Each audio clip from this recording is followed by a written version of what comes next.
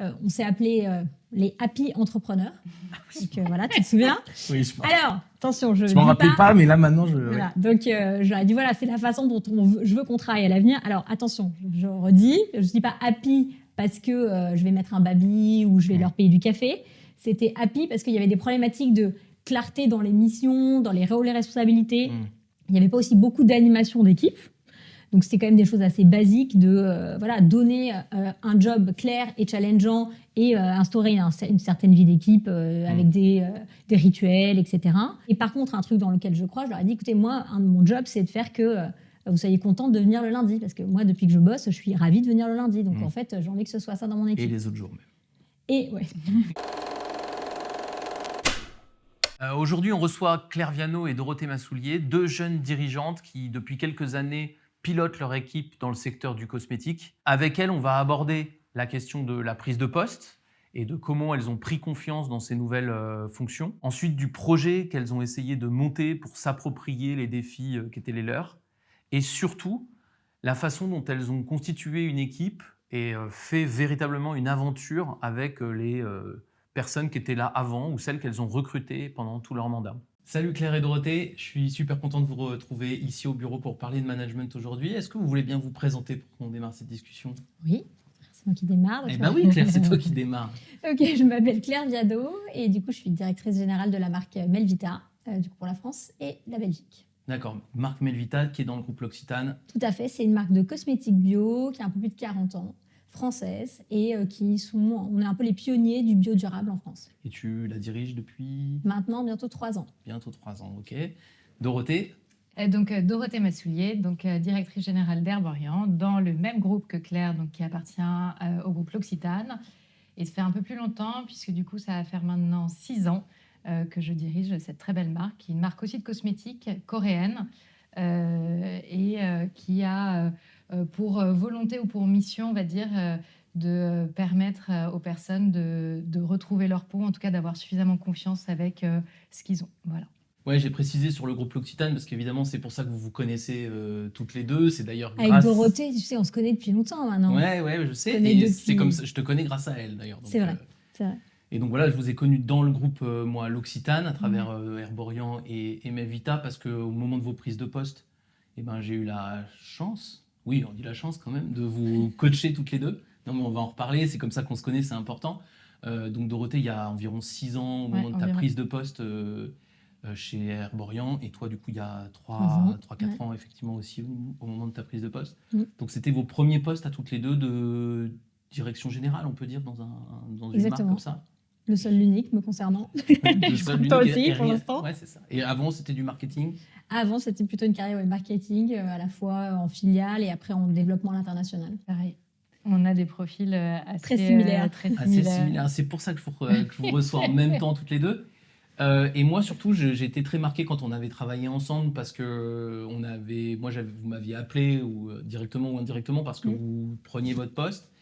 Et prendre un premier poste de direction générale, c'est un moment important, difficile, stressant, je ne sais pas, un peu de tout ça. Est-ce que vous pouvez un peu me dire ou nous dire comment ça se passe quand on est une jeune dirigeante qui prend son premier poste de direction générale, par exemple Dorothée qui a commencé en première. Comment ça s'est passé au moment où tu dis « Ok, je vais être DG d'Herborian » c'est assez sympa parce que généralement il y a une augmentation de salaire. Donc, déjà. Voilà. Mais non, plus sérieusement, de mon côté, il y a un peu le challenge de est-ce qu'on va être à la hauteur. Et je pense que dans mon cas, il y a le challenge d'y arriver. La chance que j'ai eue, c'est que Herborian était tout petit et qu'au sein de notre groupe à l'époque, l'enjeu pour le groupe était petit. Donc, je n'avais pas une pression du tout du groupe. Donc, ça m'a beaucoup aidée. Et après, en fait, je pense que l'on prend conscience de ce qu'est un poste de direction générale en l'ayant. C'est-à-dire que moi, quand j'ai postulé, et je me suis battue pour l'avoir ce poste, vraiment, je pense que je n'avais pas du tout conscience de ce qu'il y avait derrière. À la fois, moi, j'étais vraiment contente. J'étais dans mon groupe d'amis, je crois que j'étais la première à passer DG. Donc, c'était pas prévu. C'était très jeune, il faut dire. Ouais. Et après, c'est juste la pression basique de est-ce que je vais pas être une fraude, est-ce que je vais être un auteur. On va en parler. Oui, c'est ça. Non, mais c'est pour ça qu'on en avait parlé. Et en plus, moi, je me rappelle très bien qu'au début, tu venais du marketing et tu m'avais dit... marketing, je suis à l'aise, je vais trouver mes marques, ça va être cool et tout, mais tout le reste, comment ça va se passer? Enfin, il y a un truc quand même, je trouve qu'il y avait un poids qui arrive sur les épaules, sur tout le reste, quoi. C'est ça dont je me rappelle. Ouais, ah bah totalement. Ce que j'avais trouvé difficile, c'est que les gens savent pourquoi on vous met à ce poste, parce qu'a priori, vous avez très bien réussi la partie marketing. Ouais.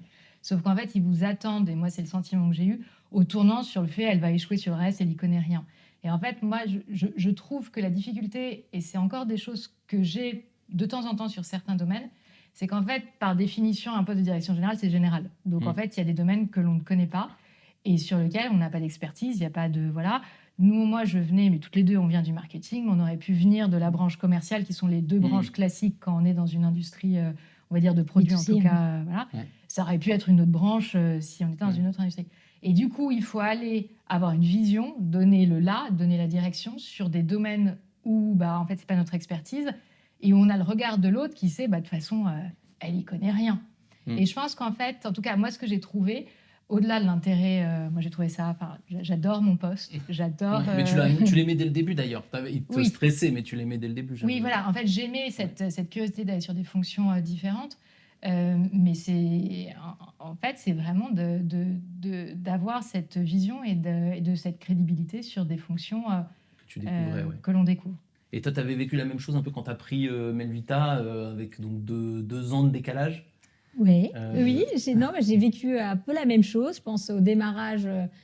Je pense qu'il faut dire quand même que c'est très très bien d'être accompagné par un coach à ce moment-là. Ah voilà, oui, ça peut le dire. Non, mais ça, Non, mais on si, peut si, le dire. faut le dire. Bon, hyper par important. toi, évidemment, Voilà. mais par un coach aussi dans l'absolu. Et ça, c'était quand même une chance que nous a donné le groupe. C'était quand même bien initié quand on prenait ce genre de step. Et c'est essentiel parce que, comme le dit Dorothée, il y a en effet ce complexe de l'imposteur du démarrage qui est une vraie réalité, qui est on sait ce sur quoi on est bon, mais là, il ne faut surtout pas aller sur ce sur quoi on est, entre guillemets, expert. Et il faut arriver à avoir une légitimité sur ce sur quoi on ne l'est pas. Et en plus, très souvent, on arrive, je pense que c'est ce dont j'ai beaucoup parlé avec toi, c'est que tout le monde a la solution. Tout le monde sait. Ouais, tout le monde veut te dire. Tout le monde te dit, attends, il faut que tu fasses ça. Ouais. Et donc, toi, tu es là, tu prends le job avec toutes les questions que tu te poses, qui est quand même souvent des questions un peu de confiance, etc., au démarrage sur des métiers que tu ne maîtrises pas forcément. Et en effet, tout le monde te dit plein de choses. Au début, tu fais ton assessment, tu rencontres tout le monde. Et donc, il y a ce double challenge de c'est pas un moment où tu as tout à fait confiance. Et en plus, il faut quand même rapidement, comme dit Dorothée, donner quand même une vision, donner le là pour embarquer tout le monde dans ce pourquoi on vous a mis là, quoi. Donc, c'est un vrai challenge et je pense qu'en effet, être bien accompagné, que ce soit par un coach ou par des mentors en interne ou des gens qui l'ont déjà fait, donc moi, c'est pour ça que j'en ai parlé avec Dorothée qui m'a conseillé de te voir, c'est essentiel. C'est essentiel pour bien vivre et pas, du coup, subir sur ces quelques mois de prise de poste, quoi. Mais c'est ce truc du conseil, moi, je trouve ça vraiment extraordinaire. C'est-à-dire qu'on vous donne tous et toutes le conseil de il faut bien écouter, il faut que vous alliez à la rencontre des gens, il faut que vous écoutiez les conseils, etc. Et moi, ce que je trouve qu'en fait, c'est qu'au lieu de créer une panoplie de solutions, ça crée plutôt que des dilemmes partout. Et moi, je vois que, il me semble, et je suis curieux de savoir comment vous revenez sur cette période, mais il me semble que le travail qu'il faut faire justement en prise de poste, c'est d'arriver bien sûr à écouter un certain nombre de conseils, mais au bout d'un moment, arriver aussi à ne pas en écouter un certain nombre. On a eu une expérience, nous, d'un conseil qu'on t'avait donné, où il fallait quand même pas écouter trop une personne de ton équipe parce qu'elle était nocive, etc. etc. La première chose qu'on a dit, c'est mais... c'est absurde. C'est absurde de travailler avec, elle est là, et je pense que ça t'a vachement aidé, en fait, de dire, mais non, mais je fais à mon idée aussi. Ouais, en fait, moi, ce qui m'a énormément, c'est que, et d'ailleurs, tu me l'avais souvent dit, c'est que, sauf si les personnes se sont vraiment trompées sur le potentiel de quelqu'un qui passe DG, on va se dire qu'a priori, on va espérer que ça n'arrive pas trop souvent, c'est des gens qui ont une tête bien faite, qui n'ont peut-être pas toutes les solutions, mais qui vont aller dans la bonne direction. Et moi, ce qui m'a beaucoup aidé, c'est qu'en fait, il y a des intuitions, on se dit, non, c'est absurde. Et d'avoir quelqu'un qui est extérieur au groupe, donc il n'y a pas le côté politique, qui a lui-même une tête bien faite et dont le seul but, c'est de faire en sorte que tu réussisses dans ta mission, et qui dit, oui, je suis d'accord avec toi, ou oui, je trouve que ça fait du sens, ou regarde là, ça facilite la vie. Alors, je pense qu'il y a... Donc, l'accompagnement est hyper important. Et puis après, c'est le cadre dans lequel on appartient. Nous, en tout cas, dans mon cas, moi, j'étais dans un groupe qui m'a permis de tenter des choses, en fait, et de me laisser un peu tranquille. Mais c'est vrai que d'avoir quelqu'un avec qui pouvoir ping-ponger et qui valide des intuitions qui sont peut-être pas forcément celles du conseil que tout le monde donne en disant c'est ça la solution qu'il faut faire ça. On disait, si c'était si simple, ce serait déjà fait. C'est très utile. C'est ça, moi je trouve qu'il y a un vrai travail à faire quand on est en prise de poste, d'apprendre à faire confiance à ses propres intuitions. Là, vous êtes sympa, vous dites que je vous ai aidé, mais en vrai, indépendamment du conseil, pour moi, et c'est valable pour tout le monde, il faut écouter les choses, mais savoir ne pas les suivre, et arriver vraiment à faire confiance à « Ok, j'ai l'intuition de faire ça, je ne suis pas là pour rien, j'y vais, je teste. » Alors, moi, je voudrais un peu rebondir, mais de façon différente là-dessus. Parce que, Vas-y. alors, moi, quand on m'a dit au départ de suivre mon intuition, franchement, j'ai toujours trouvé ça horrible. Pourquoi ? mais parce que, en fait, c'est très difficile de savoir quelle est ton intuition. Enfin, moi, je ne marchais pas comme ça. Et je sais que tu m'avais dit ça au début. Et moi, j'avais besoin, je sais pas, de rationnel, d'analyse, de cadrer, de faire le truc, de gérer Et donc, en fait, au départ, tout le monde était là en disant « Mais ok, mais justement, c'est quoi ton intuition ? Tu ferais quoi ? Dis-moi tes 3 grandes priorités au bout d'une semaine, tu vois. » Et moi, j'étais là, je fais « Mais non, en fait, j'ai besoin de faire un état des lieux. » En plus, moi, j'arrivais sur un business où il y avait quand même des choses à redresser, à revoir, voilà, il fallait changer un petit peu de braquet. En fait, c'était presque pire quand on me disait ça, parce que non, j'avais pas d'intuition. Non, je ne savais pas forcément directement où je voulais aller. Et donc, nous, ce qu'on a fait, c'était plutôt un travail justement de récupérer toutes ces insights que j'ai pu avoir de tout le monde, et après de les cadrer en se disant, OK, quels sont tes dilemmes, machin, de faire des choix. Et moi, en tout cas, moi, c'est comme ça que je l'ai sorti. Et que t'as petit à petit retrouvé, j'ai posé ma vision, D'accord. je l'ai fait dans mon modèle. Après, j'étais très à l'aise avec ça. Et donc, après, j'ai pu y aller. D'accord. Mais en fait, je trouve que, je ne sais pas si d'autres personnes se retrouveront dans mon cas, mais moi, au départ, quand on m'a dit, OK, c'est quoi ton sentiment, c'était le pire qu'on pouvait me demander. Non, trop tôt. Il ne faut pas exagérer. L'intuition, j'adore l'intuition, je trouve ça très bien. Il y avait un PNL, il y avait des chiffres. Mais bien sûr. Voilà, on est d'accord. Mais parfois, tu ne sens pas le truc, tu n'as pas forcément la réponse. C'est possible qu'effectivement, j'essaie de me replonger dans mes souvenirs aussi, c'est possible qu'effectivement, toi, tu aies eu plus d'intuition dès le début, et la question c'était est-ce que j'ai raison ? Et que du coup, il fallait peut-être te pousser dans teste, fais-le ou explique-le-moi. Et que c'est pas forcément exactement le même chemin que toi, Claire, t'as suivi. Moi, je pense que tu es intuitive aussi, mais tu avais besoin de te rassurer un peu différemment dans la forme intellectuelle pour moi. Mais ça, c'est possible quand même que ce soit un peu différent, que tu avais des intuitions un peu plus fortes au démarrage, quoi. Oui, et puis après, c'est peut-être les problématiques. Là, le cas dont tu parles, c'était quand même aussi une problématique de management et donc et pas une problématique de PNL. Mais moi, j'aime bien. Moi, au contraire, je suis très... T'as l'intuition. Et après, je pense que par contre, il faut déstresser les gens, entre guillemets, entre la vision qu'on va faire dans les premiers 100 jours, les 3 premiers mois, et après, elle évolue quand même beaucoup. Beaucoup, ouais. On se trompe, il y a des trucs on a mis sur le papier qui évoluent après, c'est pas très grave. Donc je pense qu'il faut juste déjà essayer quand même d'y voir plus clair, de se donner un plan, d'avancer. Et après, en effet, je pense qu'il change, et comme tout, dans la beauté, qui change tous les 6 mois, quoi. Mais pas que dans la beauté. Et d'ailleurs, c'est bien que tu me lances là-dessus, parce que moi, je vous avais fait notamment travailler d'une façon ou d'une autre sur ce qu'on pourrait appeler des projets, ou en tout cas de la structuration des idées, etc. Mais effectivement, pas pour que ça vous guide pendant 5 ou 6 ans, mais parce qu'il me semble qu'une fois pour faire ce travail de légitimation de soi-même, parce qu'en fait, c'est ça le truc, c'est d'arriver à se sentir légitime soi-même, je trouve que c'est bien de poser un projet ou de poser des idées fortes et de se dire ah ok, je suis capable de le faire. Puis après, tu as raison, ça va bouger dans le temps et je vais les améliorer ou je vais les renoncer à certaines, etc. Mais au moins, je l'ai fait une fois et je trouve que c'est un bon exercice. Toi, tu l'as suivi tout le long, ça, le travail après de projet que tu as... Oui, je pense que c'est essentiel parce qu'il y a des fondamentaux en termes de mix, produits, canaux de distribution, où il faut quand même se donner un temps long si on veut arriver à aboutir à quelque chose. Donc ça, pour moi, c'est essentiel. C'est une feuille de route que j'ai travaillée sur un modèle qui s'appelle le Business Model Canvas, qui est disponible en ligne. Je peux le dire à tout le monde. Vous tapez ça sur Google, vous le trouvez. Et tu n'as pas d'action dans cette... J'ai pas d'action, donc voilà. Donc qui permet en une page de poser sa vision. Pour moi, c'est essentiel parce qu'après, ça permet de la partager à son équipe et d'avancer. Et donc, nous, on avait fait 2 choses. Tu m'avais fait faire 2 choses. Tu m'avais fait faire structurer la vision que tu as pour la marque, le business. Et après, aussi, autre élément essentiel, c'était structurer la vision que tu as pour l'équipe et la façon dont tu veux travailler avec eux. Et pour moi, ça, c'est 2 éléments essentiels dans la prise de poste. Et qui t'ont aidé à sortir de la période d'observation pour aller dans l'action. Pour communiquer ce qu'on veut faire, où on veut aller d'un point de vue business et comment on veut y aller avec l'équipe. Et du coup, évidemment, c'est à la fois des échanges. Tout ça, ça a été nourri de ce que l'équipe a remonté, évidemment. Mais pour moi, ça, c'est 2 fondamentaux. Demain, je reprends un autre job, je fais exactement la même chose. Ouais. Parce que pour moi, ça a été essentiel pour clarifier où on veut aller, comment, et derrière, pouvoir emmener les gens avec soi.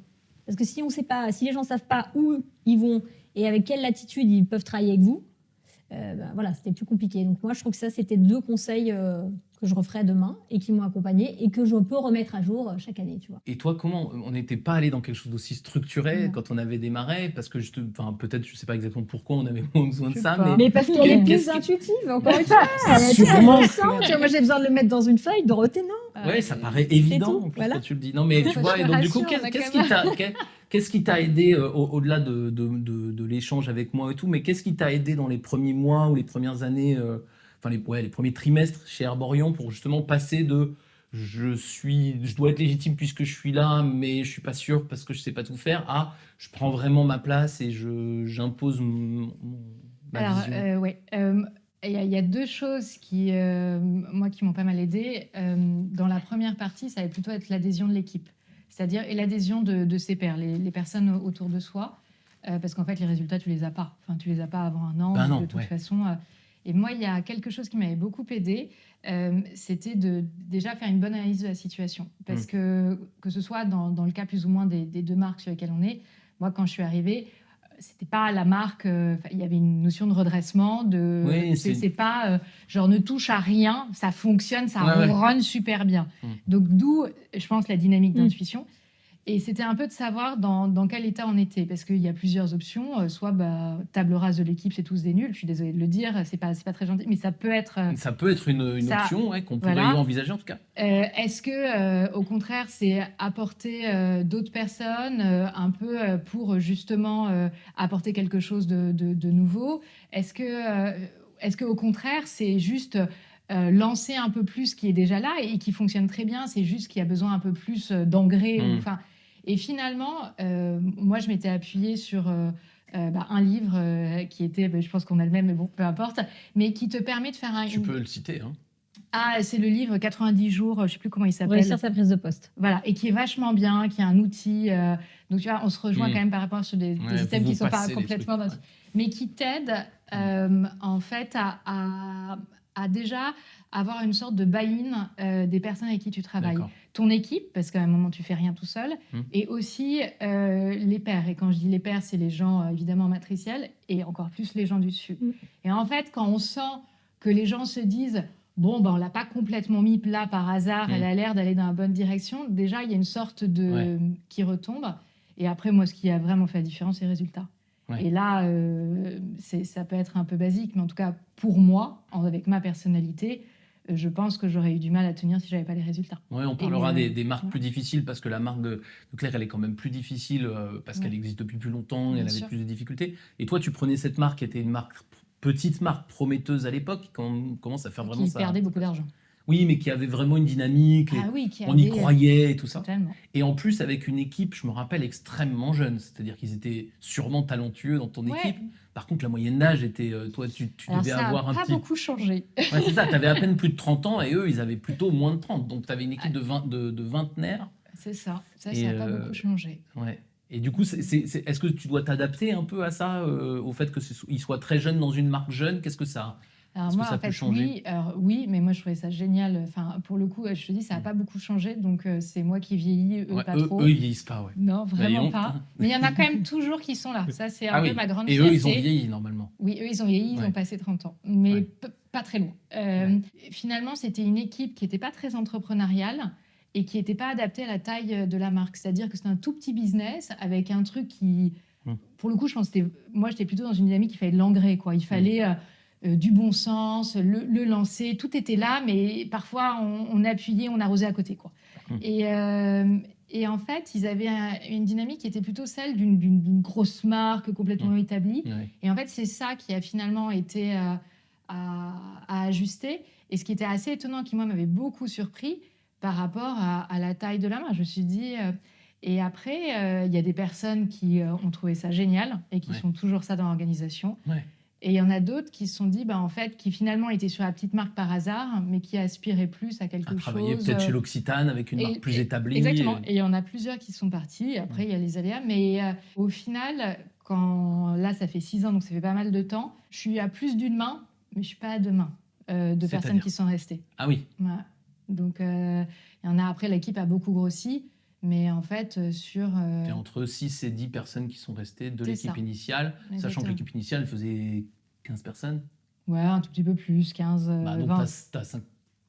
t'as presque Allez, 50% on était de plutôt ton un peu en dessous, c'est pour ça. Un peu en dessous de 50% des personnes qui sont restées. En 6 ans, dans une marque dynamique, c'est pas catastrophique. Au Non, contraire, non, non, non, c'est non. bien, Mais même. ça, enfin, il y a un moment, moi, je pense que ça a été un gros travail d'impulsion et je me souviens, on en avait travaillé dessus.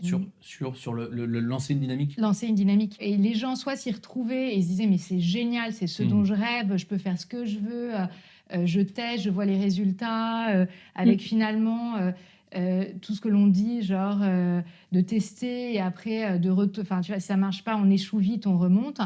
En fait, tout le monde te dit ça, mais tu n'as pas souvent l'opportunité de le faire. Là, on pouvait le faire. Et il y a des personnes qui ont trouvé ça super et d'autres qui s'y sont un tout petit peu moins retrouvées. Ouais. Mais ça, c'est très important pour moi. Quand on fait un projet dans une équipe, on peut avoir tendance justement à écouter les conseils ou à regarder ce que disent les grands pontes du management sur il faut manager comme ci, comme ça. En fait, il faut avoir un management le plus possible à l'image de l'histoire et de l'équipe. Et donc, toi, tu as une équipe jeune dans une marque jeune et qui doit avoir une certaine dynamique. Évidemment, il y a des gens qui ne s'y retrouvent pas. Peut-être qu'ils sont chez l'Occitane et très heureux, ou dans d'autres marques et très heureux, et c'est très bien comme ça. Mais par contre, c'est sûr qu'il faut avoir ça parce que sinon, on ne s'y retrouve pas. Alors toi, tu as pris une marque Melvita qui existait depuis, qui était plus établie, plus grosse, mais par contre avec une croissance plus compliquée. Et c'est pas grave de dire que c'est une marque un peu plus compliquée dans sa croissance. C'est pas lié au produit, mais c'est lié à son histoire, sa façon dont elle a été communiquée. Et toi, donc, tu arrives dans une dynamique qui est quand même un peu... Enfin, je sais pas si c'est plus dur, mais en tout cas, c'est plus âpre, quoi. Oui. Comment ça se passe, du coup?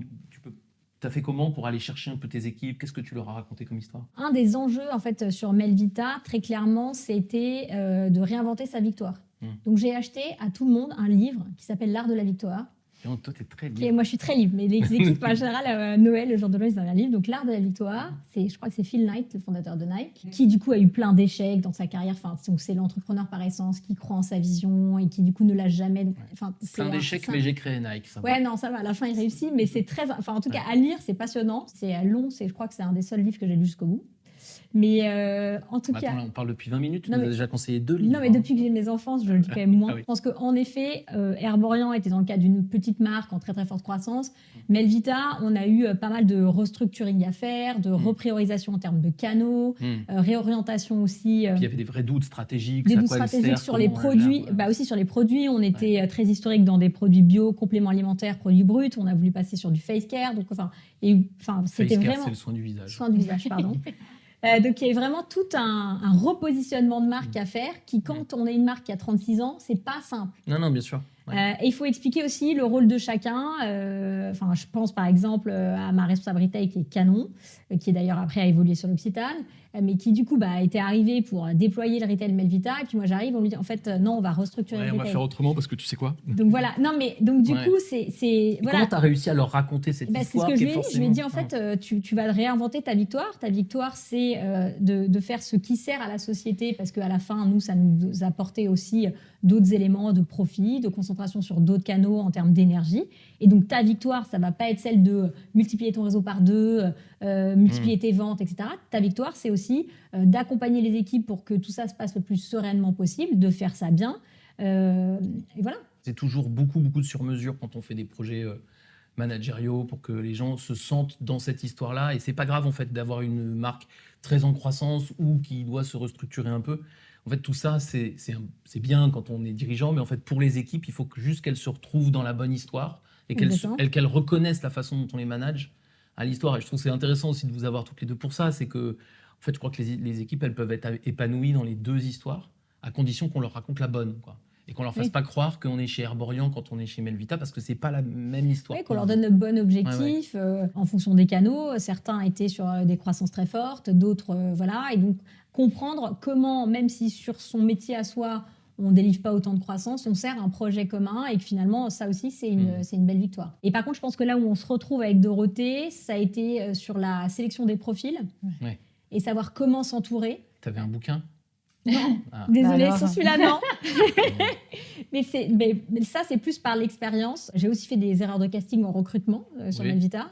Avant ce Moi poste-là, aussi. quand j'étais à l'interne. Enfin, voilà, Pas mais sur ça arrive. Medvita, mais on l'a tous fait. Mais je pense qu'en fait, il faut arriver à bien sentir la culture de sa marque, enfin de son entité, pour voir quel profil va matcher. Et il se trouve que nous, on est sur des plus petites marques où justement ce côté entrepreneurial, mais c'est un peu un mot galvaudé, donc j'aime pas trop. Mais en tout cas, quelqu'un qui a vraiment envie de prendre ses responsabilités, etc., est très important. Quelqu'un de multitâche, très important aussi. Ouais. Et donc, parfois, ce profil un peu couteau suisse ne correspond pas toujours au profil de la personne qui a fait un super cursus marketing dans un grand groupe. Ouais, c'est Bon, ça. et au départ, ça rassure de prendre un grand groupe. On Ouais, a fait voilà. venir des Elle gens vient de de chez venir de L'Oréal, grands groupes, c'est elle vient ok. de chez Henkel, voilà, on a Voilà. fait des choses comme ça. Bon, ça n'a pas matché parce que nous, on ne s'y retrouvait pas, la personne non plus. Et donc, en fait, au final, voilà. C'est sûrement utile d'en parler entre vous. Moi, je reviens souvent en ce moment sur des notions de... Il faut se trouver aussi des gens dans l'organisation pour se faire challenger, pour faire un peu une bande. Hein, et s'appeler, dis donc, j'ai un problème de recrutement, tu peux me donner ton avis? Et c'est vrai que mais ça aide prend du aussi. temps. Ouais, bien Ça sûr. prend du temps. Et je pense aussi, ce qui est compliqué quand on prend le poste de direction générale par rapport à ce que disait Dorothée, c'est qu'avant, on est un expert qui manage des experts, on connaît hyper bien le métier des gens. Là, on part à recruter des gens dont on ne connaît absolument pas le métier. Et qu'on donc- connaîtra probablement jamais aussi Et qu'on ne bien connaîtra qu'eux. pas, exactement. Donc, c'est comment on fait ces recrutements-là avec d'autres experts, comment on se fait aider. Enfin, toi, tu as eu la question sur l'aspect commercial, beaucoup. R&D. Moi, je l'ai eu sur le digital. Enfin, Et donc, en effet, il faut se remettre dans des métiers qu'on ne connaît pas, s'entourer d'experts, faire des cas, essayer de... Donc, c'est des recrutements à haut enjeu pour soi, parce qu'en plus, c'est des fonctions sur lesquelles on va s'appuyer et déléguer. Donc, ça, c'est vrai que c'est un vrai challenge et il ne faut pas le faire vite, quoi. Ouais, faut pas le faire vite fait, quoi. Et en effet, là, s'entourer d'aide, c'est hyper important. Totalement d'accord avec Claire. Quand tu te retrouves à avoir un recrutement qui est crucial pour ton activité, sur lequel la partie soft skill, tu seras capable de le gérer, puisque du coup, tu connais ta culture d'entreprise, les systèmes qui sont importants, mais la partie technique, tu vas être qu'en surface, parce que tu ne le maîtriseras pas autant, puisque ce n'est pas du domaine dont tu viens. Là, évidemment, il y a, quand je dis réseau, c'est en interne de ton groupe, si tu as un groupe qui est un peu plus grand. Mais si tu as un groupe ou une fonction qui n'est pas forcément celle qui est la plus développée dans ton groupe, c'est le réseau perso. Ouais. Et moi, ça, je l'ai vraiment développé. Et typiquement, les fonctions commerciales, c'était réseau personnel, où j'ai dit, tiens, j'ai ça à faire, à quelqu'un que je connaissais, qui n'était pas dans la même industrie, mais qui, a priori, dont c'était le métier. C'est quoi les questions que tu dois poser et ils m'ont recommandé. Sur la gestion d'équipe, donc tu en as beaucoup parlé, sur le fait qu'il faut recruter, les emmener, que c'est quand même une des clés du fonctionnement d'une marque, ou en l'occurrence, peu importe que ce soit une marque d'ailleurs, d'une équipe multidiscipline. Est-ce que tu aurais des exemples de moments soit où tu sens que ça se tend et que tu crains ce qui va se passer, soit des moments où peut-être le moment qui suit juste, où tu vas avoir un déclic et où tu vas sentir que la solution arrive, quoi. Est-ce qu'il y a des moments comme ça qui ont un peu marqué ton histoire de DG depuis 3 ans? Quand j'ai pris mon poste, Ouais. du coup, moi, je suis arrivée et sur toute une partie, on va dire, digital et retail, j'ai récupéré une équipe qui était un petit peu en bout de course, qui était quand même là depuis un certain temps et qui ne voyait pas, on va dire, les choses allaient dans le bon sens, qui n'était pas à l'aise avec la culture. La première chose ce que j'ai fait, ce qu'on avait travaillé, c'est qu'on a travaillé une vision d'équipe. C'est-à-dire que moi, je leur ai dit, OK, on s'est appelé les Happy Entrepreneurs. Donc, voilà, tu te souviens? Oui, Alors, attention, je m'en dis rappelais pas, mais là maintenant, Voilà. Donc, je leur ai dit, voilà, c'est la façon dont je veux qu'on travaille à l'avenir. Alors, attention, je redis, je ne dis pas Happy parce que je vais mettre un baby ou je vais leur payer du café. C'était Happy parce qu'il y avait des problématiques de clarté dans les missions, dans les rôles et responsabilités. Il n'y avait pas aussi beaucoup d'animation d'équipe. Donc, c'était quand même des choses assez basiques de donner un job clair et challengeant et instaurer une certaine vie d'équipe avec des rituels, etc. Et par contre, un truc dans lequel je crois, je leur ai dit, écoutez, moi, mon job, c'est de faire que vous soyez contents de venir le lundi. Parce que moi, depuis que je bosse, je suis ravie de venir le lundi. Donc, en fait, j'ai envie que ce soit ça dans mon équipe. Et les autres jours même. Et après, tu as l'aspect entrepreneur qui était, on est sur une petite marque, dont on parlait, et donc on a besoin de gens qui prennent des responsabilités, qui sont multitâches, qui sont autonomes. Donc une fois qu'on a posé ça et cette façon dont on veut travailler et où on veut amener les gens, après, du coup, vient la question de est-ce que vous êtes un happy entrepreneur? Ouais. Et du coup, en fait, c'est ça qui est assez intéressant. Forcément. Non, mais c'est ça qui est intéressant, c'est-à-dire qu'une fois qu'on a posé le cadre, j'ai échangé avec des personnes qui ne se projetaient pas, du coup, plus sur la marque ou ses nouveaux challenges, qui n'avaient plus envie de se reposer des questions là-dessus, qui ne se reconnaissaient pas du coup dans cette vision-là. Et ben voilà, donc là, soit on a la chance, on est dans un groupe, on arrive à les repositionner dans le groupe, soit d'eux-mêmes, ils comprennent et donc ils sont partis sur d'autres missions en extérieur. Et après, du coup, charge à soi de reconstituer une équipe qui match dans cette vision-là. Avec ceux qui, à ce moment-là, étaient là, mais... Donc il y en a certains qui se sont dit, je me retrouve là-dedans, j'ai vraiment envie, etc. Et après, on complète avec d'autres gens. Et ça, tu l'utilises encore, le happy entrepreneur, ou non? C'était je l'ai un peu oublié, c'était vraiment il y a 3 ans. Non, mais moi, je pense qu'il faut que ça oublier ce genre de truc aussi. Mais en fait, ça nous a vraiment accompagnés pendant 1 an et demi. Et quand tu parles de déclic, je suis passée d'une équipe qui avait un mindset, on pouvait rien, enfin, c'était très compliqué de leur demander des choses, c'était pas du doing, etc., à vraiment tout est possible. On essaye, on fait, et ce qui est, quand on est un manager, très agréable. Donc le déclic était là, c'est-à-dire que je pense le temps de passer à j'explique vraiment comment je veux fonctionner et où je veux aller et comment on va le faire. Et après, avoir des discussions honnêtes avec les gens. Ok, t'as envie, t'as pas envie. Et si t'as pas envie, au bout d'un moment, il faut trouver une solution, soit eux ou pas. Donc, franchement, j'ai pas eu de problème, parce que c'était des publics jeunes qui, quand ils voulaient pas être de la partie, ont trouvé autre chose. Donc, j'ai pas été face à un cas qu'il fallait réengager, qui était trop compliqué. Donc, voilà. Mais moi, je trouve que c'est assez intéressant, ce qui est marrant dans ton projet, enfin, dans ta vision, c'est que tu as une vision qui n'est pas du tout liée à ton métier. En fait, happy entrepreneur, ça pourrait être dans toute autre chose que la cosmétique. Tout à fait. C'est adapté à la vie de ta marque à ce moment-là, mais vous produiriez, je sais pas, des yaourts, ça marchait quand même, tu vois. Tout à fait. Et je trouve que moi, je suis assez convaincu par justement ces visions d'équipe qui sont beaucoup plus sur le comment on travaille que sur le quoi, parce qu'en fait, sur le quoi, ça fait beaucoup des tartes à la crème il faut qu'on soit une marque de référence, il faut que machin. Et ça, en fait, bien sûr que c'est important à un moment donné de le dire, mais j'ai rarement vu des équipes qui se soudaient véritablement juste là-dessus. Je trouve qu'il y a un moment où le plan de jeu, ou la façon dont on joue, compte presque plus que l'objectif, moi, il me semble. Je suis d'accord, je pense que c'était à la fois la vision, mais après le comment. Puis entrepreneur, les deux sont très sur le comment, quoi. Non, mais complètement. Et toi, t'avais aussi comme ça, tu nous as parlé d'ailleurs, des gens qui se retrouvaient bien dans l'histoire, et puis de ceux qui ont voulu rejoindre peut-être des groupes plus structurés, etc. J'ai beaucoup fait, et je pense que ça a fonctionné. C'est finalement donner la chance à des personnes qui étaient assez jeunes d'avoir cette place-là de manager, du coup, qui se sentaient investis d'une mission et de le dérouler. En fait, quand je réfléchis, finalement, j'ai fait quand même monter beaucoup de personnes. Et après, sur quelques postes, je suis allée chercher à l'extérieur. Et sur les personnes à l'extérieur, qu'on a beaucoup fait et qui étaient très positifs, et c'était des personnes de l'équipe qui maintenant, c'est un automatisme, ils font des entretiens à plusieurs. Et en fait, au moment du recrutement. Au moment du recrutement, c'est-à-dire qu'on affirme, on dit en fait, dans la réussite du poste, il y a s'intégrer aussi à l'équipe, à notre culture d'entreprise. Donc, voilà, telle personne est là, qui n'a rien à voir avec ton job, qui sera ton collègue, avec qui il y aura des interactions, et qui sera là. On a aussi fait des entretiens où il y a l'équipe que la personne managera qui est là, pour savoir. Et ça, notamment, ça, c'est... Quand tu veux insuffler quelque chose de nouveau et que tu as les personnes de l'équipe qui sont des gens jeunes, de talent, c'est hyper intéressant parce qu'ils ne vont jamais dire « elle est nulle, moi je ne veux pas ça comme nouvelle boss ». Ils ne vont jamais le dire. Mais les signaux faibles, tu arriveras à les voir. Et si on se dit que la personne à l'entretien qui doit tout donner n'est pas capable de convaincre alors qu'elle est en moment, les personnes dessous, ça c'était absolument génial de faire ça. Et ça, c'était des astuces... de recrutement qu'on avait. Et moi, j'ai beaucoup donné la chance à des personnes qui finalement étaient assez jeunes, à qui on donnait des grosses responsabilités assez rapidement. Et si les personnes acceptaient, en général, du coup, elles donnaient un état d'esprit qui était extrêmement positif.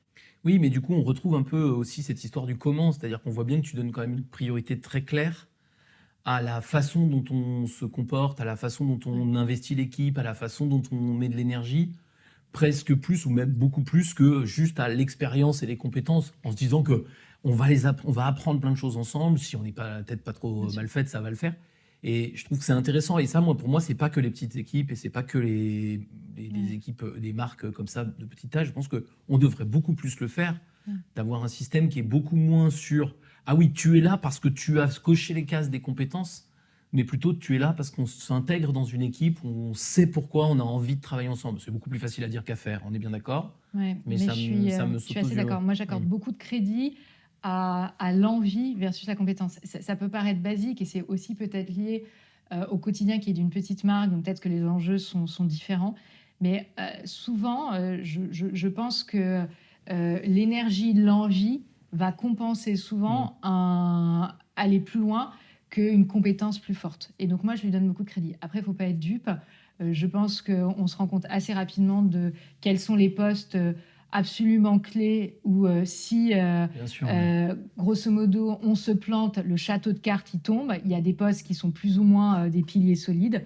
Bon, bah, ceux-là, c'est ceinture et bretelles et on va chercher Ouais, la personne voilà, qui coche toutes les cases. la personne qui coche toutes Mais les bon, cases. c'est pas tous les postes Non, d'abord. surtout pas. Ouais. Vraiment pas. Et il faut qu'il y ait aussi ce mouvement des gens qui montent, des nouveautés, Ouais. des jeunes à qui on n'aurait peut-être pas donné leur chance, mais justement, Mais qui vont se... ils vont mettre de l'énergie parce qu'ils vont se dire « Ah, c'est chouette pour moi, c'est une bonne opportunité » et tout ça. Ouais. Je reviens sur une notion dont vous avez parlé toutes les deux un petit peu plus tôt et qui fait peut-être le lien avec ça, encore qu'on verra bien, mais vous avez toutes les deux prononcé le mot de politique à un moment donné, plus tôt dans la discussion. Moi, je voudrais revenir là-dessus parce qu'on parle aussi de grands groupes, donc vous êtes des marques qui sont des petites marques, en tout cas avec des équipes tout à fait à taille humaine, mais par contre dans un gros groupe. C'est pas L'Oréal, l'Occitane, mais c'est quand même un gros groupe de cosmétiques. Et c'est vrai qu'il y a une préoccupation dans tous ces groupes, pas plus chez l'Occitane qu'ailleurs, est-ce qu'il faut faire de la politique, c'est quoi, est-ce qu'il faut que je rende des comptes à qui, comment il faut que je me positionne. Je me rappelle que ça, c'était des questions que vous aviez très fort au début de ces postes-là, où vous vous disiez, ça a l'air très politique, est-ce que je vais être à la hauteur, est-ce que j'en ai envie, en général, j'en ai pas envie. Comment vous avez appréhendé ça au début et comment vous diriez qu'il faut faire pour s'en sortir de cette affaire? Le groupe L'Occitane nous a facilité la vie. Donc là, je vais partir m'a facilité la vie. Parce qu'en fait, assez rapidement, finalement, en se positionnant comme réel DG et pas comme imposteur et en posant la question, je me suis assez vite rendu compte. Et c'est là où discuter avec des gens aide à bien préparer les meetings, à bien appréhender ce que son interlocuteur attend. Et moi, ça peut paraître vraiment basique, mais moi, on attendait juste de moi que je redresse cette marque. Et en fait, une fois que j'ai compris ça, que c'était la seule chose et que d'une certaine façon, je pouvais avoir les coudées un peu libres, alors attention, hein, faut pas dans le respect, Oui. bien sûr, bah, en fait, c'était facile. Donc, Ouais, du tu coup, t'es posé moins de questions quand je même. me suis posé moins de questions parce que j'ai très vite senti que c'était uniquement ça. Et après, il y a eu des moments où il y avait des vrais irritants politiques. Et après, dans mon cas, et ça c'est extrêmement personnel, ça dépend. En tout cas, mon point de vue, c'est que ça dépend de sa personnalité, de ce qui vous donne de l'énergie ou non. Moi, ça m'en prend un niveau qui est néfaste. Donc en fait, il y a un moment où c'est monté un peu haut. Soit ça passait et j'avançais toute seule, soit ça passait pas et je devais quitter le groupe. Donc il y a eu quelques moments difficiles dans ce domaine-là, mais la plupart du temps, en fait, ce que tu as réussi à faire, c'est de dire c'était j'ai compris quelle était ma mission, puis en fait, je me débarrasse un peu de toutes ces pseudo-obligations qui sont pas vraiment, qu'on m'impose pas vraiment, et je fonce En quoi. fait, l'idée, c'était de ne pas y passer trop de temps, Ouais. parce que souvent, quand on dit le politique, c'est négatif. Ouais, bien D'ailleurs, sûr. ce terme est associé à quelque chose de négatif. Bien sûr, ouais, c'est hyper négatif. Alors ouais, que, quand donc, du coup, je le mettais de côté. Je disais, bah non, c'est pas si important que ça. Donc, en fait, je n'y passe pas de temps. ouais. Et donc, du coup, si j'y passe pas de temps, je passe pas de temps sur quelque chose de négatif. J'avance sur quelque chose Ouais. qui me motive et ça passe. Et parce que le politique, si on met associé, qui est plutôt de beaucoup de reporting, de faire en sorte que les gens s'entendent, d'aligner tout le monde, ça peut être très positif. Bien sûr, ouais. Quand on dit politique, on dit que c'est... Non, c'est très péjoratif en entreprise. En général, Alors quand on que- en parle, c'est le diable. Oui, alors que... Alors qu'en fait, c'est faire circuler l'info pour que les gens puissent Exactement. prendre les décisions. En revanche, évidemment, on va se simplifier la vie sur les objectifs. C'est-à-dire qu'on ne sert qu'un objectif, c'est je dois redresser ma marque. Toi, c'était peut-être pas redresser, mais en tout cas, lui, de la rendre rentable, on va dire. Voilà, c'est ça. Mais alors peut-être toi, c'est peut-être un peu plus redressé, je ne sais pas. Ouais.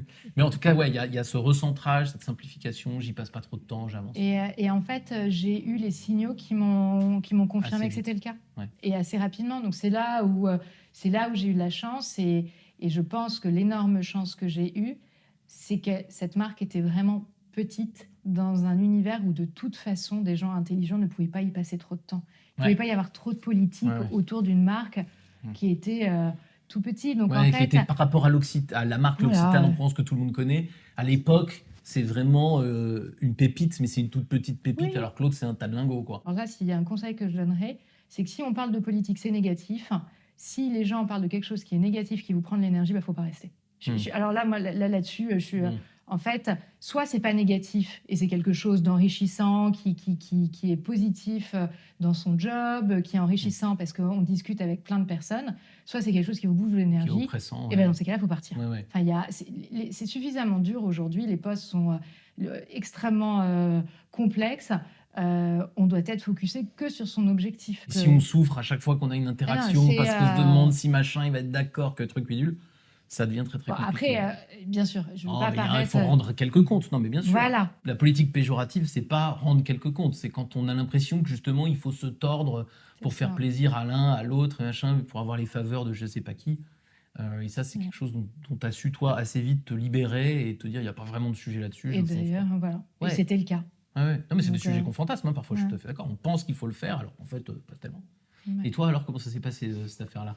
Mais Alvita, c'est une marque dans le groupe qui est quand même plus imbriquée, un Ouais. peu moins indépendante du coup que... Qui est un peu plus grosse aussi quand tu la qui est prends plus en grosse, proportion. mais qui est aussi plus imbriquée à la fois Ouais. d'un point de vue développement produit, à la fois d'un point de vue organisation, Ouais. enfin voilà. On doit en faire, je pense, à un certain niveau, entre guillemets. Maintenant, je pense Faire que circuler l'info, oui. faire c'est sûr, circuler ouais. l'info, convaincre, partager ses points de vue. En fait, moi, ça me gêne pas de faire de la politique si je suis claire sur mon objectif, que derrière mon objectif, c'est de rentrer dans une salle et qu'à la fin, tout le monde me donne ce que je veux, entre guillemets, et qu'avant, il faut un peu aligner des gens autour de son idée. Là où, quand on a échangé par rapport à ça, ce qui simplifie quand même les choses, c'est d'être très clair sur voilà, ce qu'on veut et son objectif qui est moi, je veux faire réussir ma marque en France. Point. Et donc, du coup, derrière, une fois qu'on sait ça et qu'après on se dit, OK, il faut que j'obtienne ça, il faut que j'obtienne ça, et qu'on est tout derrière un objectif, ça simplifie un peu les choses, disons, dans l'obtention. Je pense qu'en effet, si c'est faire de la politique pour obtenir des choses, pour faire avancer son projet, donc faire de la politique, je mets des guillemets, mais qui est justement préaligné, convaincre, passer du temps, etc., ce qui peut le nécessiter pour certains cas, surtout pour le cas de Melita, qui est une marque qui a 35 ans, on ne peut pas en faire, voilà. Bon, tout le monde a son avis dessus. Tout le monde a son avis dessus, donc il faut convaincre, en fait, mais c'est ce qu'il faut faire. Bon, donc ça m'a... Disons, c'est un exercice par lequel il faut passer et qui n'est pas gênant quand il sert son objectif. Il est plus gênant, je suis d'accord avec Dorothée, quand il est stérile et que du coup, ça bloque des décisions. Donc ça peut arriver. J'avoue, je n'ai pas la solution à ça. Non, mais... Donc parfois, c'est vrai que c'est hyper frustrant parce qu'en effet, il y a des débats qui n'avancent pas. Parce que justement tout le monde a un avis et peut-être aussi il faut se mettre en question, on n'arrive pas à convaincre. Comme conseil, je suis assez d'accord avec Dorothée, je pense qu'à partir du moment où ça devient trop nocif et que ça nous permet pas d'avancer, en fait faut drop it quoi. Et après à un moment si ça permet pas d'atteindre ses objectifs, faut le communiquer. Et tant que c'est pas pénalisant, faut essayer d'en faire le moins possible, parce qu'en fait faut rester dans le faire plutôt que dans l'écoute. Non, mais ce qui est intéressant dans ce que vous dites toutes les deux, c'est l'idée que la politique, c'est quelque chose qui est effectivement, comme tu dis, c'est très négatif, mais c'est très péjoratif, mais en fait, ça n'est pas tant que ça, parce qu'il faut créer les conditions, il faut convaincre, il faut accompagner les gens, etc. Et tout ça, c'est cool. Et ça, je pense que c'est quand même un conseil très concret. Et puis après, le deuxième, effectivement, on en avait discuté, c'est qu'est-ce qui est bon pour moi politiquement dans un groupe comme l'Occitane? Fais réussir ta marque. Fais juste réussir ta marque. En fait, et pas s'obséder sur il faut que je fasse plaisir à 1000 personnes. Si tu fais réussir ta marque, tu vas faire plaisir à 1000 personnes et ça suffit. C'est bien comme ça qu'il faut faire. Il y a un moment donné, quand on prend ce genre de poste, on attend à ce que l'on ait une vision claire et qu'on prenne des décisions et surtout qu'il y ait les résultats. Et les résultats de la mission qu'on nous a confiée. Ouais. En fait, on attend tellement que l'on donne la direction, que ce soit l'énergie que l'on donne, c'est nous qui devons l'impulser, que s'il y a un truc que l'on soit là, qu'il faut surtout qu'il n'y ait rien qui vous en prenne ou que ce soit trop haut. Et en fait, souvent, le politique est associé à quelque chose de négatif, mais ce que moi je considère comme politique est sûrement très différent de ce que considère Claire. Le seul point, c'est que normalement, à notre niveau de poste, il faut vraiment donner l'énergie à son équipe. Et si on sent qu'on ne le fait pas, là, c'est qu'on est dans la mauvaise direction parce qu'en fait, on va échouer, on ne va pas être bon. Et moi, c'est vraiment le conseil que je donne à tout le monde, c'est le niveau d'énergie. Où tu en es par rapport à toi, sur ton niveau d'énergie? Est-ce que tu en reçois assez? Parce que ton job, c'est d'en donner. Moi, j'ai juste un point mais de précision. Je pense que tu vas être d'accord. C'est que tu dis parfois la politique, c'est le résultat. Enfin, la meilleure politique, c'est d'avoir le résultat. Pour moi, il faut être clair. On n'a pas toujours la chance de prendre un poste où on va pouvoir avoir des bons résultats dès le début. Donc là, soyons bien sûr qu'il faut avoir le résultat, mais le résultat dont on parle, c'est pas nécessairement les résultats chiffrés à la fin de Bien l'année Bien sûr. Bien sur sûr. le bilan. Réinventons notre victoire, Patrick. Mais exactement. Oui. Alors, Mais non, bien mais- sûr. faut définir, non, mais faut définir, hyper important, faut ça. définir le mandat au début. Bah Non, mais oui. c'est hyper important parce qu'on ne faudrait pas Oui. qu'on conclue de dire bah ouais, mais du coup, je peux me permettre de faire ça que si je suis dans une marque successful. Ah non, bien Non, sûr, dans tu as une raison. marque très difficile, Mais mes dans des résultats sociétés sont en- différents. Oui. Et, Mais tes résultats pourraient être aussi de remettre une équipe à niveau et arrêter d'avoir des démissions tous les jours. Par exemple. Ouais, bien sûr, bien sûr. en fait, S'ils peuvent être C'est humains. par bien rapport, sûr. elle dit par rapport au mandat Ouais, qu'on lui a ouais. donné. Voilà. Non, mais je ça, le là-dessus, précise on est- bien. Tu as raison, on Ouais. est complètement alignés. C'est pas seulement le résultat, le badge. Ouais, ouais, c'est ça. Mais ça, c'est important parce que sinon, on Tout à va fait. dire, bah, moi, je suis pas dans ce cas-là. Mais non, mais en fait, même dans des cas très difficiles, on peut avoir des résultats. Il faut évidemment bien les définir. Et moi, je trouve que le DG, c'est ça aussi. C'est est-ce que je prends la responsabilité de DG, c'est-à-dire est-ce que j'accepterai cette responsabilité, c'est-à-dire est-ce que les résultats qu'on me demande, je m'imagine pouvoir les atteindre. Mhm. Et là, les résultats peuvent être extrêmement différents d'une équipe en grande difficulté ou d'une équipe qui est en forte croissance. Et ensuite, effectivement, comme vous dites, on va chercher à embarquer les équipes dans une histoire cohérente par rapport à ça et leur faire obtenir ces résultats-là ou les obtenir avec elles. Et c'est là qu'on va commencer à bien fonctionner en DG. Est-ce que vous avez quelque chose à ajouter sur le rôle de DG, maintenant que vous le faites depuis au moins 3 ans? Je pense que par rapport à l'équipe, un des enjeux, c'est quand même donc de continuer de les nourrir au cours du temps. Parce qu'en fait, on met beaucoup de temps à les trouver. Si c'est pour, en tout cas, les bons qui correspondent à notre Ouais, ceux avec marque, qui qui ça rentrent dans la match. culture, etc. Si au bout de 2-3 ans, on n'arrive pas à les nourrir, et ce qui peut être quand même un sujet sur une petite marque, ça, c'est quand même un enjeu. Essayez aussi de toujours nourrir les talents pour qu'ils continuent d'apprendre, nous aussi avec eux.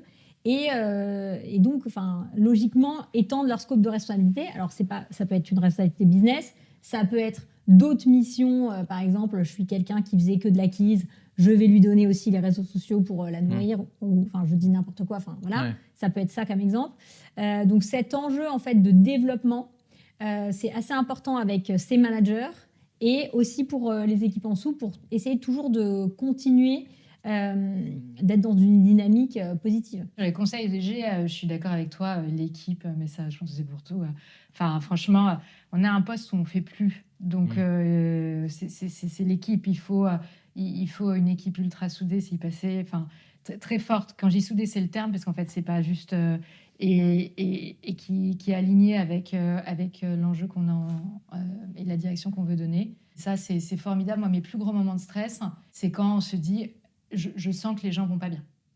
Et alors Oui, là, ça arrive sur 6 ans, ça arrive forcément. Et là, franchement, moi, je pense que j'ai rarement... le business, je me dis, on va y arriver. Et puis au pire, bah voilà. J'aurai une mauvaise réunion un moment ou un autre pour expliquer que... moi, Ouais. ça allait. J'ai Ouais. eu cette chance-là. Mais quand je me dis, en fait, si je sens que là, mes équipes ne vont pas bien ou que ça tend, etc., où je me dis, oulala, je peux avoir des démissions en cascade, je suis à risque. Alors là, ça me met dans une situation de stress. Donc c'est pour ça, moi, c'est vraiment équipe. Sur le côté intuitif, je ne vais pas rebondir dessus, mais quand même avoir un plan de bataille, être clair, de l'avoir toujours à côté de soi, de se dire, c'est quoi là où je veux aller, parce que même s'il est, dans mon cas, il est plutôt rangé quelque part, mais je peux le ressortir. Ça te rassure de l'avoir au fond Oui, du tiroir. parce qu'en fait, ça permet de revenir et de se dire, est-ce que j'ai la bonne direction? Est-ce que j'ai complètement dévié? Donc, du coup, il faut que je me repose la question de comment je remets en place mon plan de bataille. Et après, c'est se faire confiance. Question qui, pour moi, est hyper importante. Ah oui. Parce qu'en fait, au final, je trouve que on apportera quelque chose d'intéressant que si on a confiance, que l'on instaure cette relation de confiance avec ses équipes. Donc, au final, je trouve que c'est extrêmement important. Qu'est-ce qui t'aide à te faire confiance? Je suis d'accord, évidemment, mais c'est ça qui est dur, en fait. Bah, c'est d'où on en revient avec moi, qui est mon histoire de niveau d'énergie, en fait. Ah oui. C'est est-ce que si tu te sens bien avec de se connaître soi, alors là, on va partir dans un territoire qui est un peu... Mais de savoir ce qui te donne de l'énergie ou non. Et en fait, ce qui fait que tu auras confiance de prendre des décisions, d'oser, de parfois aller à l'encontre de tous les conseils qu'on t'a donnés. De parfois, il y a des décisions, et ça, moi, ce que je trouve dur encore aujourd'hui, et vraiment, c'est encore le cas, c'est que parfois, il faut prendre des décisions que les gens n'aiment pas. Ah oui. Et on ne parle absolument pas de licenciement Ouais, dans ouais. ce que je dis. Non, C'est il y pas en a du tout plein. ça. Ouais, il y en a plein. C'est ouais. que parfois, on doit regarder des gens que l'on valorise, qu'on estime professionnellement, humainement, et parce qu'on doit aller, on se dit c'est bien pour la mission que j'ai. Alors c'est une mission qui, pour moi, est à l'aise et qui ne va pas à l'encontre du bien-être humain, mais se dire, et ça, je trouve ça dur. Et de Ça, regarder les gens qui te regardent en disant mais genre, t'es pas sympa, vraiment elle nous gonfle, etc. Moi, ça, je trouve ça toujours dur. Ouais, et ça arrive forcément de temps en temps quand on Et fait le malheureusement, ça arrive. Ça m'est Mm. encore arrivé il n'y a pas longtemps et je suis rentrée en disant j'aime pas ça. management. Mais c'est marrant parce que tu parles de ton job là, sur ton niveau d'énergie et tout ça. On a presque l'impression d'entendre un sportif. On imagine qu'un sportif de haut niveau, il aurait un peu ça. C'est-à-dire l'idée de dire j'ai besoin de gérer un niveau de confiance. Ouais. Je sais pas, je pense à un tennisman qui, on sait que quand ils commencent à rater, ils ont plus confiance en eux, ils ratent tout. Et puis quand ils ont confiance en eux, c'est le même, ils ont les mêmes techniques, mais du coup tout passe, je sais pas pourquoi. Et on a l'impression quand on parle qu'il y a un peu ce truc de, en fait, il faut entretenir son, je sais pas si c'est son corps, mais en tout cas le fait d'avoir de la détente personnelle, de la détente physique, un peu d'énergie qui reste. On a presque envie de dire, bah, du coup, il faut de l'entraînement, il faut aller à la salle. Parce que je trouve que ça non, ressemble... j'ai pas- Un bon exemple à ma gauche qui arrive de la salle d'ailleurs. Non, mais je trouve que je savais ça, mais je faisais pas le lien avec ça, mais je trouve que c'est intéressant que tu en parles comme on pourrait imaginer qu'un sportif parle de, OK, moi, si je veux réussir mon match sur une durée longue, il faut que j'ai cette réserve mais c'est- d'énergie, que je m'entraîne, etc. Ça paraît presque plus comme ça que... Ah, mais, enfin, moi, je trouve que c'est une bonne analyse parce qu'en fait, c'est quand même un marathon. C'est-à-dire que, OK, au début, tu prends le job, c'est très challenging. Donc, tu fais tes 80 des premiers jours, tu fais ta première année, tu donnes tout ce que tu as. Et je pense qu'après, Dorothée, en plus, là, ça fait 6 ans. La notion d'énergie, de perpétuelle Ouais. remise en question, etc., elle est essentielle. Et surtout parce que dans ces jobs-là, on attend beaucoup. On attend toujours que tu arrives le matin avec la pêche, etc. Et ce qu'il faut faire, parce que sinon, ça ne sert à rien de venir pour tirer l'équipe vers le bas. Donc, il faut toujours, en effet, trouver le bon niveau. Et je pense qu'en effet, l'énergie, la vision, c'est un truc sur lequel il faut toujours se rechallenger. Et enfin, on avait fait une session ensemble, d'ailleurs, pour rechallenger un petit peu comment on voyait les choses. Et toujours garder ça. Enfin, c'est essentiel. Merci beaucoup et vous pouvez, si vous voulez retrouver Dorothée et Claire, donc Claire Viano, Melvita, on peut tout trouver sur LinkedIn, je suppose. Tout à fait. Et Dorothée Massoulier, LinkedIn aussi. LinkedIn et Si on Herbe répond Orient. pas très vite, on s'excuse par avance. Voilà, c'est ça. Mais on peut essayer de vous envoyer un mail si vous avez envie de postuler dans vos belles équipes, par exemple. Tout à fait. Tout à Voilà. fait.